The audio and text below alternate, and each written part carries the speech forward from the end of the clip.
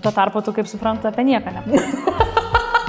Aš džiaugiuosi, kad jinai buvo tokia naivi. Jeigu aš būčiau žinojus, Aš džiaugiuosi. Jėzau, čia net Šviesmetis. Vienintelis žodis, kuris man yra svarbiausias ne tik verslume, bet ir gyvenime, tai yra palaikymas. Tiesiog Ieva sako, tai kaip spręsim šitą problemą. Labai blogai. Aš nežinau, kaip aš taip iš sumašiau, sugalvojau. Tau nebūtina iš karto jį pasisamdyti pilnam etatui. Šiai dienai tiek daug galimybių, freelancina žmonės ir panašiai, nebegalvokim, kaip tu sakai, ta struktūrinė tokia senų modelių. Va, jeigu jau matai, kad kažkur pasikarščiavai ir kažką netai pasakei, tai tiesiog pasakyt atsiprašau ir... Kai mes verslo žiniuose esam. Ir kai tu pasakai, kad kuriam tinklalaidę ir aš sakau, bet aš turiu pamatyti, atrodo, kad taip viskas susijungia. Kad ten vakare atsigulus nepagalvočiau ir... Apie mane. Tai gal sakai tada su telefonu. Bet tai... Štai iškirti. Gal veduoklė kokią? Kokius pačius įdomiausius klausimus ten sugalvojate ir mes pabandysim juos atsakyti. Okay. Let's go. Tai Miglė, nuo ko tada pradedam? Tai turbūt pradedam nuo fun facts apie save ir neatskleisti daugiau savo asmenybės. Tikrai labai įdomu, Ieva, išgirsti, dalinaisi, kad pasitelkia vyrai pagalbą, ar ne? Jo, aš tai užsirašiau net jo tos perlus ir aš pasitelkiau vyrai pagalbą ir sakau, žiūrėk, gal tu gali pasakyti, kas apie mane yra tokia crazy, kur aš pati tai darau kasdienybėje, bet nesusimastau, kad aš tai darau kaip kažkokį gal neįprastą kažkam kitam dalyką. Tai jisai, žinai, ką papasako pirmiausiai, tai apie tai. Pacituosiu aš, gerai? Jeigu atsisėdi ramiai filmą kartu pažiūrėti ir neužmiegi, tai čia jau būna kažkas tokio. Tai sako, per 5 metus tai yra taip kelis kartus buvę. Tai čia toks, žinai, fun fact, tai čia galbūt toks sad fact. Jam, žinai. Jo, dėl to, kad jisai norėjo pertikti, kad aš visada esu veiksme, visada kažkur einu, kažkur turiu būti, susiplanuoti. Aš labai suprantu tavo vyrą, nes kai aš su savo vyru atsisėdu žiūrėti filmą, tai jisai visą laiką užmiega. Tai žodžiu... Tu labai filini mano vyrą. Linkėjimai tavo vyrui. Linkėjimai. Cituoju. Tu pasakai, kad išvažiuosim už 5 minučių, tai dar spėju televizorių pažiūrėti, pavalgyti, iš tos serijos dar pavedžioti šunį, jeigu būtų ir dar visko nuveikti. O žiemą tai žiūrėsi dėl astriukė ir tiesiog žmogus kaista, žinai, aš ten dar sukuosi ištisai kažkur kažką dar renku. Kadangi sakei, kad su savo vyro paklausė, tai aš irgi savo vyro paklausiau, tai irgi tokį vieną pasakė, kad aš kai pradedu pasakoti istoriją, tai sako, tu pradedi nuo ten Big Bang Theory, ta prasme, nuo labai toli visą laiką, nepasako apie faktą, žinai, o ten pradedi, kaip ten susipažino, ten kažką, žinai, pasako šitą vietą istoriją. Pažįsti tokių žmonių. Tai va, tai mano vyras dažnai man šitą visą laiką pastabą sako, kodėl tu normaliai nepapasako, tu 5 minutės sako, jau žinai, šnekė, bet ten nuo Ievos yra įdomu. O vyrai iš vis linkia visada konkrečiai, žinai. Man pasakyk laiką, kada. Ir dar vienas toksai, tai va šitą, tai tu jau tikrai būsi apie mane jau pastebėjusi, aš niekada, va tu toks, žinai, žmogus esi, kur tu visą laiką į filmavimus atsineši kažką užkasti, vandens atsineši, taip toliau, tai šiandien aš atvariau, jau galiu atsigerti, aš net vandens nenusiperku, aš nepagalvoju, man tiesiog, žinai, taip neveikia smegeninė, žinai, tai va, tai labai Tai yra priežastis, dėl ko aš tikrai manęs vyras dažnai turi laukti, nes aš apie tokius visus dalykus pagalvoju, tai kol pusę namų susirenku, tai tarsi jisai ten tiesiog žmogus labai perdegęs jau būna mano to tokio, apie viską pagalvoti. Žinai, dėl to mano vyras ir turi ištisai manęs laukti, nes aš apie visus dalykus pagalvoju ir apie tą patį užkandį kažkokį, žinai, tuo tarpu tu, kaip suprantu, apie nieką nepagalvoju. Ne, aš visą laiką derinu spalvas, nepasirėjai. Ne, apie maistą kalbam. Ne, maistą tai nekalbam. Gerai, grįžt. Mes jau apšilam, suartėjom, bent jau jūs apie mus žinot tikrai šiek tiek daugiau negu turbūt mūsų draugai, kai kurie žiūri linkėjimai. Ir uždavėm mūsų verslo isterijų tinklalaidės žiūrovams tokį prašymą ir gavome klausimų, įdomiausias mūsų komanda atrinko ir žinot, mus visus kas jungia, tai mus visus jungia verslumo tema. Tai turbūt, Miglė, mes pasiruošusios, ar ne? Bandom. Paklausyti, kokius pačius įdomiausius klausimus ten sugalvoti ir mes pabandysime juos atsakyti. Kaip išliekate šalto proto stresinėje situacijoje arba kai klientas išveda iš kantrybės? Tai gal aš pradėsiu. Tai iš tikrųjų Man labai dažnai tai būna, nes, nežinau, gal dėl kad darbas toks stresinis, žinai, tokia specifika. Ne visą laiką, aišku, išlieki, bet, net nežinau, iš tikrųjų visą laiką reikia stengtis brėžtas ribas, arba jeigu jau matai, kad kažkur pasikarščiavai ir kažką netai pasakei, tai tiesiog pasakyti atsiprašau ir kažkaip, užglaistyti, žinai, ne tai, kad užglaistyti, bet, tiesiog įsiaiškinti tą visą situaciją ir kažkaip aš manau, aš taip tvarkausi. Šitai pavyksta. Žinok, visai pastaruoju metu neblogai pavyksta. Prieš 10 metų, aišku, visai netaip tvarkiausi. Ta prasme, nesitvarkiau. Dabar jau pabiškiai, žinai. Geriau. Aš tai, jeigu reikėtų atsakyti tai trumpai, tai šalto proto turbūt pavyksta išlikti tame, būtent šaltame prote, dėl to, kad tu su metais kuo ilgiau toj profesijai būni, tuo tau yra viskas jau aiškiau, ramiau ir natūralu, kad kai ateina klientas labai spirgantis, labai karštas ir jam labai viskas yra isterija. Pavyzdžiui, pasikonsultuoti apie mažąją bendriją, kaip ją steigti, ten kaip reikės išsimokėti mokesčius. Ir jisai būna labai toks impulsyvus. Ir kai tu žinai jau viską, tai tiesiog tu jį lydini ir supranti, kad jam tai yra, tai dėl to tą šaltą protą pavyksta išlaikyti.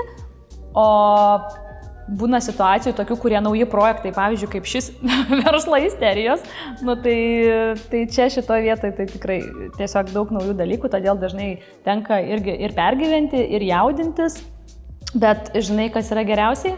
Kad mes turim vieną kitą ir kad mes turim komandą ir turbūt tai labai labai stipriai padeda tą šaltą protą. Visada, jeigu jis būna karštas, nes aš esu avinas, šiaip pagal horoskopą, tai kai ta ugnis taip jau, žinai, būna ant makso, taip ta komanda ateina ir taip užpila vandens ir taip viskas taip ramu. Ar šiandien reikėtų pradėti nuo nulio, rinktumėtės tą pačią veiklą? Kokią 17 turiu, turbūt nejokauju. Tiek, kiek darau, tai taip. Aš tai turbūt net nedvėjočiau pasakyti, kad taip. Dėl to, kad pirmas dalykas, aš pasitikiu ten iš aukščiau vedimu ir žinau, kad gyvenime niekas nevyksta be reikalo. Dar kažkada, iš tikrųjų, kai pabaigiau universitetą, taip pykau. Kad kodėl ta profesija, kodėl čia šita kelionė būtent taip ir Bet kai ėjo metai ir mačiau visą visumą, tada suprantu, kad yra planas visada paruoštas iš aukščiau ir kad pasitikėti reikia tuo vedimu. Tai mano tiesiog toks yra pagrindinis turbūt motyvas, kad man tikrai davė labai daug turbūt suvokimo ir supratimo ir nusiraminimo, pirmiausiai pasigilinimas į save. Ir tada kažkaip nebelieka klausimų. Aišku, niekada, kas man nepatinka, aš nedarau. Tiesiog aš išsigryninau savo prigimtinės stiprybės, prigimtinius talentus ir let's go. Aš irgi kažkaip, žinai, nenorėjau, dabar žinai, kai būna vienas, nežinau, ten yra gydytojas, bet nori ten būti laivų kapitonas, ten visiškai, žinai, nuo čia iki čia. Tai pas mane tikrai taip nėra, vis tiek turiu tą polinkį to socialinę kryptį, kaip čia pavadinti. Ir apskritai aš manau, visą laiką gali save realizuoti, žinai, įvairiausiose tose kontekstuose, net ir su ta pačia profesija, ar kaip čia paaiškinti, ar ne? Aš esu čia, tai turbūt, tai nėra mano profesijos, jeigu standartiškai žiūrėsim dalis, ar ne, bet tai aš manau, kad rėmų nereikia savo užsidėti. Ir aš jaučiuosi šiai dienai pilnai save realizuojantį, tai esu tikrai labai laiminga ir dėl savo veiklos, ir dėl visų kitų. Ir nekeistum nieko, ar ne? Iš pagrindų ne. Ar tuomet buvo momentas, kai galvojate viską mesti ir jeigu taip, kas sulaikė nuo tokios minties? Tai kokį 1000 milijonų kartų. Aišku, žinoma, daug kartų. 1000 kartų sakiau savo draugui. Taip, tikrai yra buvę, dažnai būna, pagalvoji. Nes susiduriu su įvairiausiam situacijom, kas sulaiko, aš net nežinau, aš negalėčiau net atsakyti iš tą klausimą, nes man atrodo, čia žinai, kaip racionaliai negali atsakyti iš tą klausimą, tu kartais darai dalykus dėl to, kad tau taip atrodo ir tu nori juos daryti.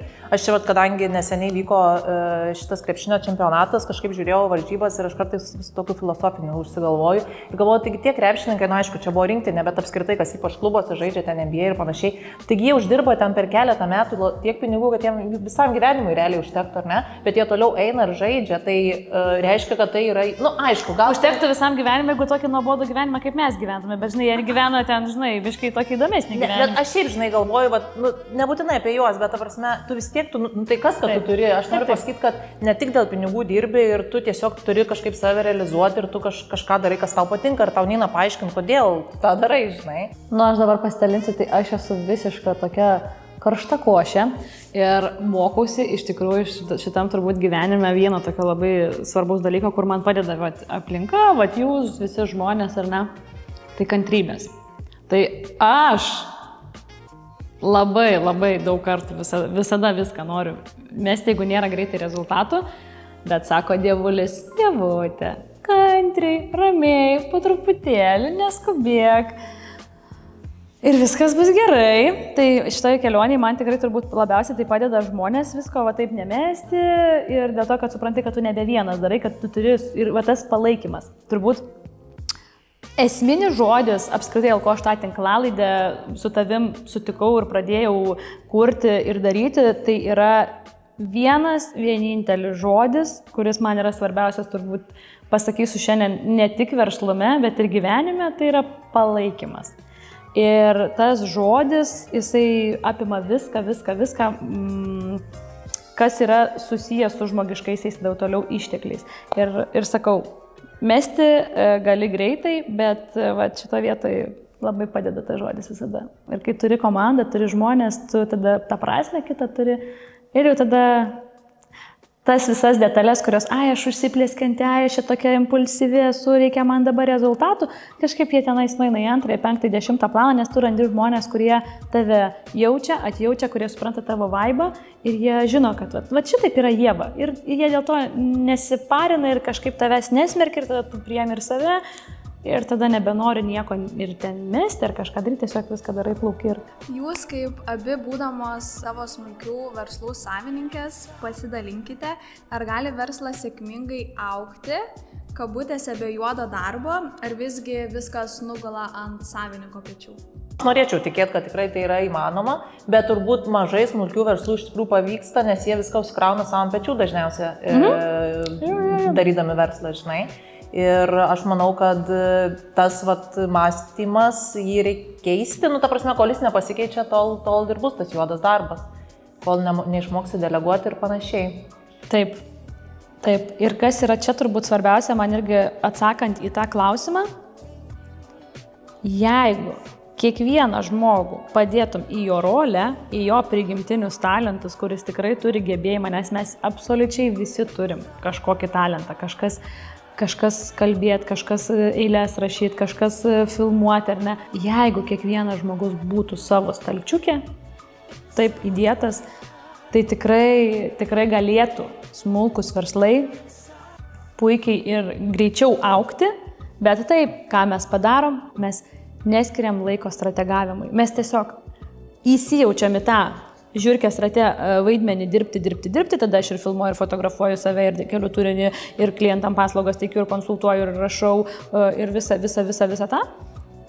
Ir tada tu nebeišeini iš to, nes tiesiog tai tave, tai yra tavo toksinas iš tiesų toks, kabutėse, kuris tave apsėda ir kad išeitum, tai turi tada eiti biškai kažkokius seminarus, kaučintis kažkur, kad tave vėl sako, žiūrėk, atskirk laiko, pastrateguok, pažiūrėk, sudėliok biškai žmonių. Tau nebūtina iš karto jį pasisamdyti pilnam etatui, kad jisai tau dirbtų pas tave įmonėje, tai gali tu paslaugą pirkti. Valandinį įkainį.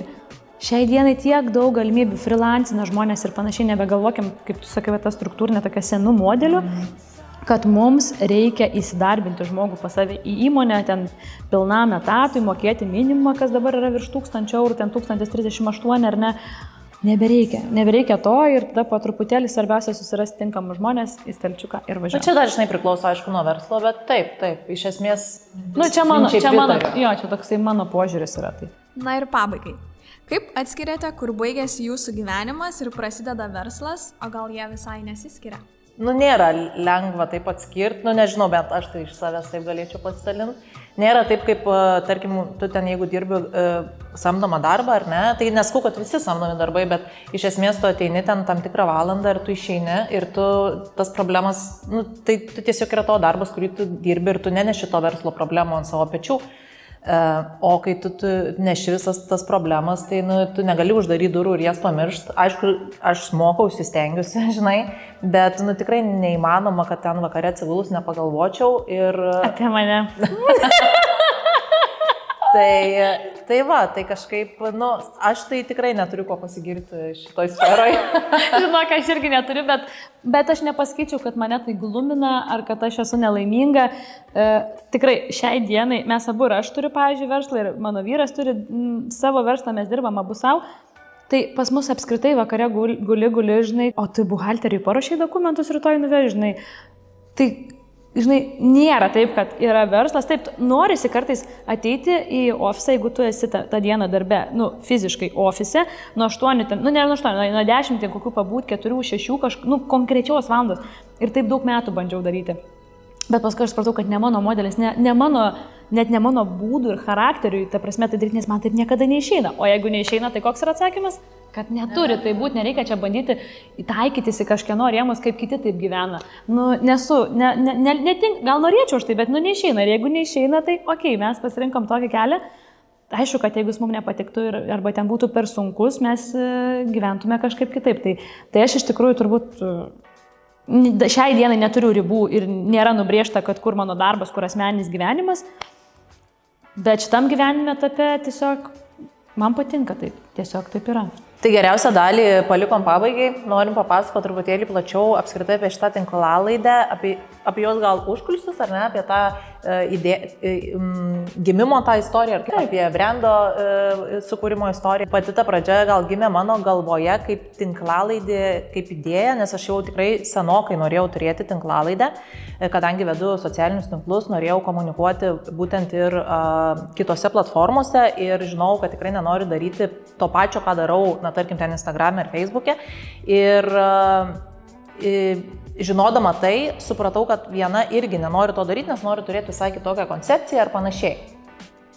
Ir tada, šiaip čia irgi, nežinau, nuleista buvo iš aukščiau gal ta mintis, nes aš atsimenu, važiavau į Kauną ten susitikti iš Klaipėdos ir pirmą kartą aš tave gyvai tada mačiau. Kaune, man atrodo, pirmą kartą susitikom, gal pirmą kartą ir mačiau gyvai. Taip, nes mes susipažinom per Instagramą tiesiog. Ieva mane pasikvietė į pokalbį ir aš vykau pas ją ir man tiesiog važiuojant autostrado šovė tokia mintis, kad aš Ievai pasiūlysiu turėti tą tinklalaidę. Kelyje Klaipėda Kaunas, aš pamačiau tave. Taip.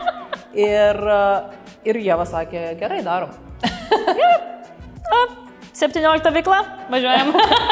Ir ką, žinau, labai greit viskas įvyko iš tikrųjų, ne? Mes po to dar kartą susitikom, tada mes išgrydinom visą koncepciją, nes aš tiesiog norėjau turėti tinklalaidę, nebuvo. Skamba taip, kad, susipažinom, kaip pora, susipažinom ir mes visiškai netrukus užmezgėm santykius. Taip, panašiai ir buvo. Jo, bet iš tikrųjų draugystė tokia mūsų ir gavosi, kad labai atrodo viskas taip organiškai ir taip go with the flow. Taip, ir iš tikrųjų ta koncepcija, mes tiesiog susitikom, pasidalinom, apie ką norėtume vienas su kitu, kaip mes matom tą tinklalaidę ir, ta prasme, mums iškart sutapo. Tai dėl to ir sutapo, manau, kad mūsų bendra tikslinė grupė yra smulkus verslai, mums rūpi ir dalintis, ir mums šiaip rūpi būti bendrystėj, ir mums abiejoms tos pačios vertybės atitiko kirviskota, kaip mes sakome.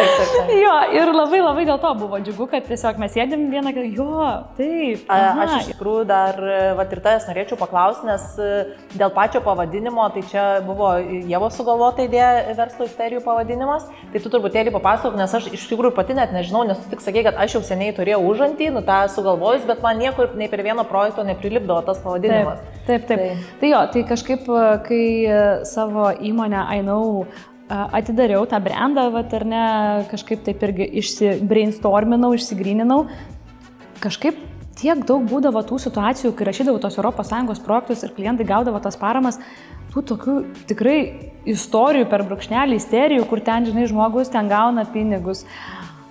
Ir tokių mitų visokių, kad jis ten gauna kažkaip per kažką su kažkuo ten suderinę, žinai, arba ten įsigasta, gauna ten pinigus, pagražina, nes ten pagalvoja, kad oi, gavau 40 000, nebegalėsiu pavežti.